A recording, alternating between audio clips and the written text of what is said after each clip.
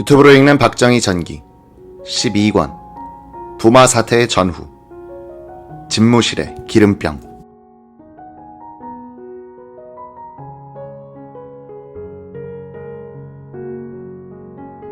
그러면 비공의 기름이 원유가 아니고 경유라고 하더라도 어떻게 해서 그 깊은 땅속에까지 스며들었을까? 이것도 수수께끼다. 전술한 오원철 전 수석의 추리는 이러했다.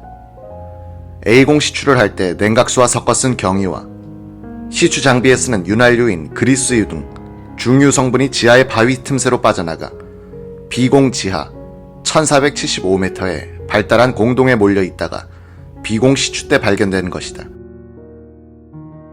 곽영훈 소장은 이런 추리에 대해 A공과 B공은 상당히 떨어져 있는데 과연 그런 기름의 이동이 가능했겠는지 의문이 간다고 했다. 그보다는 갱정순환, 이수에탄, 유화된 경유가 분리돼 나왔을 가능성을 생각해 본 적이 있다고 했다. 유화제를 이용하면 물과 경유 성분이 죽처럼 혼합된다. 좀처럼 기름이 따로 떨어져 나올 수 없는데 어떤 상황에서 기름이 분리돼 표출되는 바람에 원유라고 오해했을 가능성이 있다는 추리다. 한 현장 기술자는 그러나 B공에서는 기름을 순환, 이수에 타지 않았다고 증언했다. 곽 소장은 어떤 경로로 경유가 B공 안으로 들어갔는지는 추정만 할 뿐 밝힐 순 없게 됐다고 했다. 조 편집장도 시추 현장에 가보셔서 잘 아시겠지만 그곳에는 여러 가지 용도로 쓰이는 기름이 매우 많습니다. 시추 현장 여기저기에 흩어져 있는 기름이 어떤 경로로 해서 지하로 들어갔다가 굴진할 때 나오는 지층수에 묻어나올 수 있다는 것이죠. 정장출 씨가 1979년에 경북 의성 지역에서 시추할 때 계산한 예산서에 따르면 1500m를 뚫는 데 드는 경비 6,800여만 원 가운데 각종 유류대가 10%가 넘는 710만 원이었다. 그만큼 시추 현장에선 경유, 휘발유, 중유, 윤활유, 그리스유 등을 많이 쓴다는 얘기다. 재미있는 것은 정장출 씨가 포항에서 나온 두 가지 기름 시료와 함께 일본의 기노시다 박사에게 분석을 맡겼던 제3번 시료는 정 씨가 정부의 도움을 받지 않고 중용 석유광업 주식회사란 민간회사를 통해서 경북 의성군 다인면에서 시추한 GD150 484m, 504m 사이 지층에서 나온 것이란 점이다. 1979년 12월에 발견됐다는 이 기름에 대해서 정 씨는 원유가 틀림없다고 주장해왔었다. 기노시다 박사는 포항에서 나온 샘플 2개에 대해서는 경유일 가능성이 매우 높지만 그러나 매우 특이한 원유일 가능성도 배제할 수 없다고 했으나 이 다인의 시료에 대해서는 분석 결과 이것은 경유와 윤활유가 섞인 것임이 분명하다고 단정했다. 즉 시추봉, 갱정순환 이수 등 시추 현장에 있던 경유와 윤활유가 어떤 경로에 의해 지하로 들어갔고 구멍을 팔 때 이 경유와 윤활유 성분이 표출됨으로써 정장출 씨가 원유로 오해했다는 이야기다.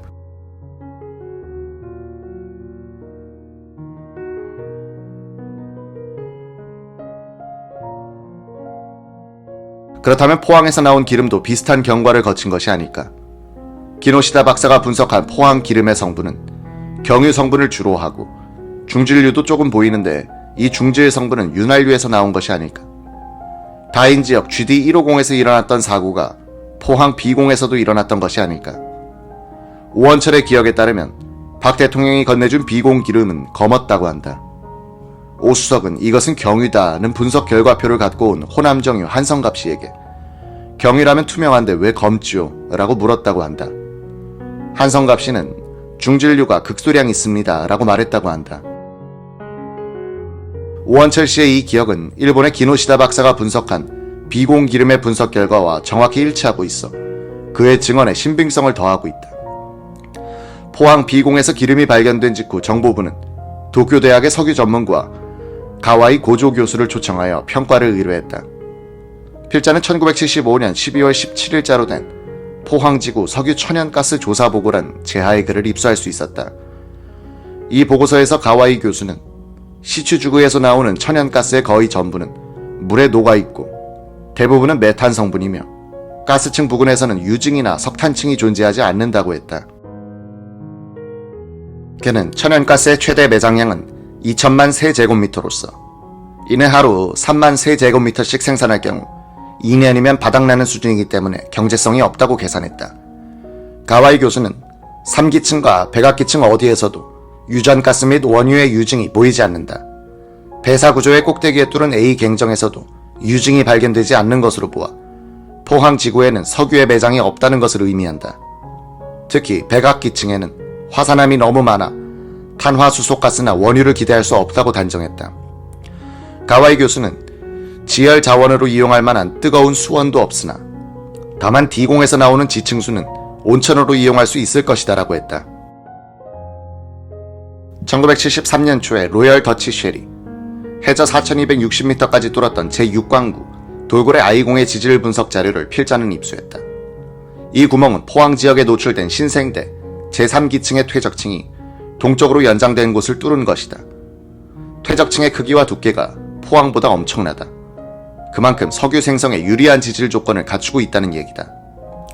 1973년 4월 쉘이 우리 정부에 제출한 시추 결과 보고서는 부정적인 평가를 담고 있다. 이 구멍에서는 천연가스만 발견되고 유증은 일절 발견되지 않았다. 그 이유에 대해서 쉘의 보고서는 석유를 생성하는 모함의 발달이 좋지 않아 석유 생성이 되지 않았다. 이런 현상은 이곳만의 문제가 아니라 이 지역 전체의 문제인 것 같다고 지적했다. 이것도 포항 비공에서 나온 기름이 원유일 수 없다는 간접 증거다. 포항보다 몇 배나 잘 발달된 해저 퇴적층에서도 석유가 발견되지 않았는데 포항에서 원유가 나오기란 무리다.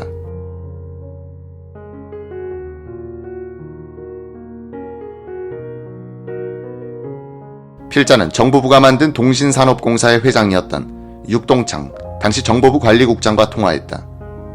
그는 지금도 포항 석유가 원유라고 생각하는가란 질문에 대해 공무상의 일이기 때문에 확인해 줄 수 없다는 입장을 취했다.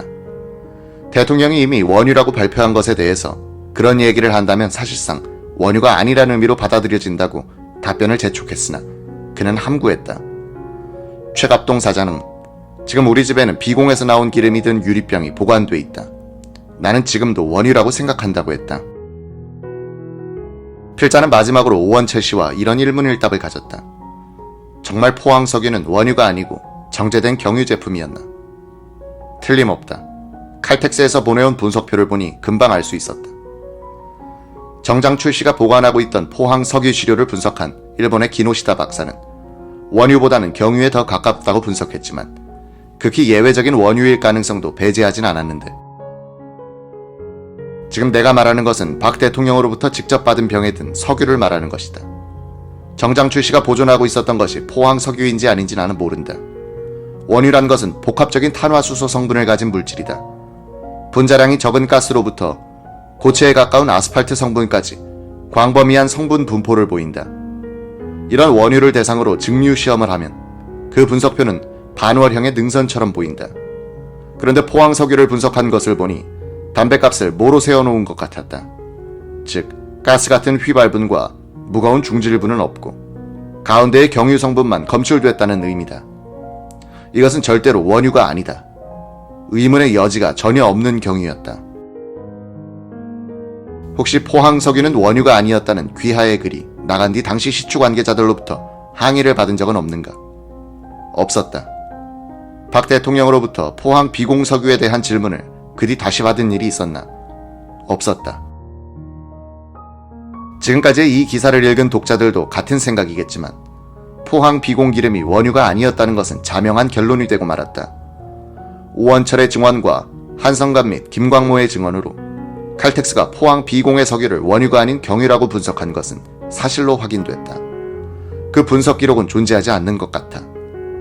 다행히 정장출이 가지고 있던 비공 기름을 분석한 기노시다 박사의 보고서는 남아있었다. 이 기록은 오원철의 증언을 뒷받침한다.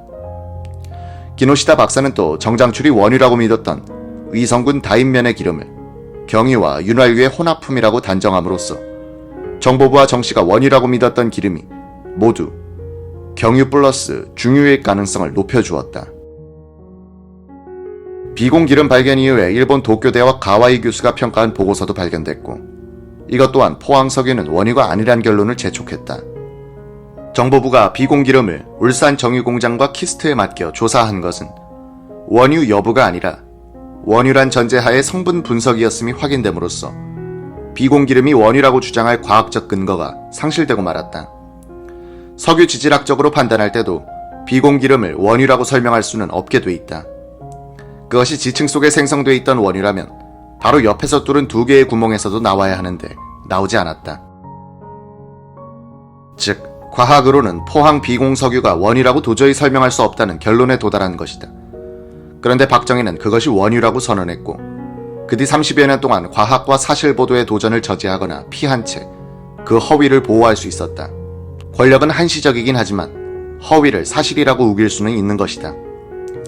박 대통령이 서거한 뒤 그의 집무실을 정리할 때 포항 기름이 들어있는 유리병이 그대로 발견됐다. 박 대통령은 왜 자신에게 실망을 안겨다 준 이 기름을 그대로 보관하고 있었을까?